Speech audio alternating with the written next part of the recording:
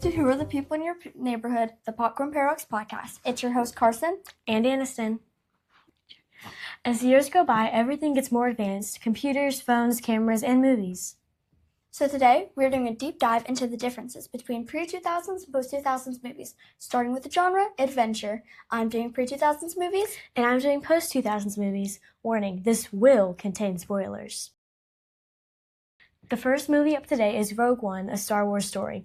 It was released in 2016. So, about Star Wars movies and me calling you Darth Vader, I've never seen a Star Wars movie in my life.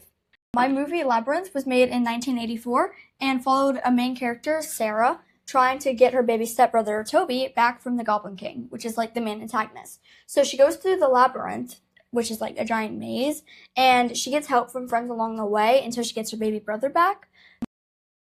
Now that we have some background, what about the themes? Why don't you start, Karsyn? Growing up always comes with responsibilities came up a bit. So Sarah was still stuck in her childhood, even though she was like 17. She did a bunch of fantasies and plays and stuff, dressed up, like a bunch of stuff like that. But her brother was taken by the Goblin King. So Sarah was come with an huge responsibility to have to save Toby. And she went through the labyrinth, responsibility of saving Toby on her shoulders until she rescues Toby. She's officially, quote-unquote, grown up, and she's moved on from her childhood, yet still keeping fantasy-like aspects like reading fairy tales. So, what was your theme? Well, the main theme of Rogue One, it's pretty much the same as any other Star Wars movie. You know, the light always defeats the bad, anyone can make a difference, and especially personal sacrifice is necessary for the greater good, since all of the characters don't really make it to the end of the movie. Bro, really? And even that the good guys have their faults. Karsyn, how do you think the themes in Rogue One connect or parallel to the themes in Labyrinth? So, in the beginning of the story, as I said, Sarah had her faults, trying to, get rid of Toby, which she succeeded, and thinking everything was wrong with her life. Personal teenage angst. The movie goes on. She learns to not take anything for granted with, the help of friends along the way. And she eventually rescues her baby brother from the Goblin King, letting light defeat darkness. How do these affect the character designs and personalities? Karsyn? So, in Labyrinth, I noticed that the characters had really fairy tale-like outfits, keeping with the theme. So, Sarah was dressed in a vest and a tunic-like shirt the entire time, but she had jean pants, so, a little hint of modern. Yeah, just a little bit of modern. Yeah, so her ending costume was a dress that, straight up Cinderella. It was gorgeous. And it, really fairy tale aspects to it.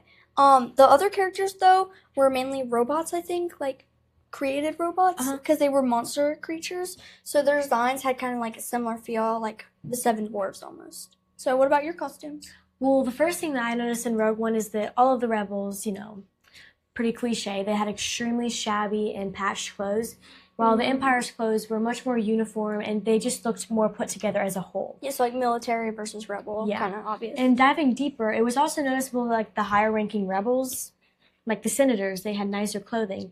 And yet the main group of rebels that actually rebel against the rebels, so kind of complicated. Wow, imagine rebelling against the people who are rebelling in the first place. That's what I was saying. They have plain and tour clothes with really rugged appearances. And the heroine, Jen Erso, goes on a mission to save her father.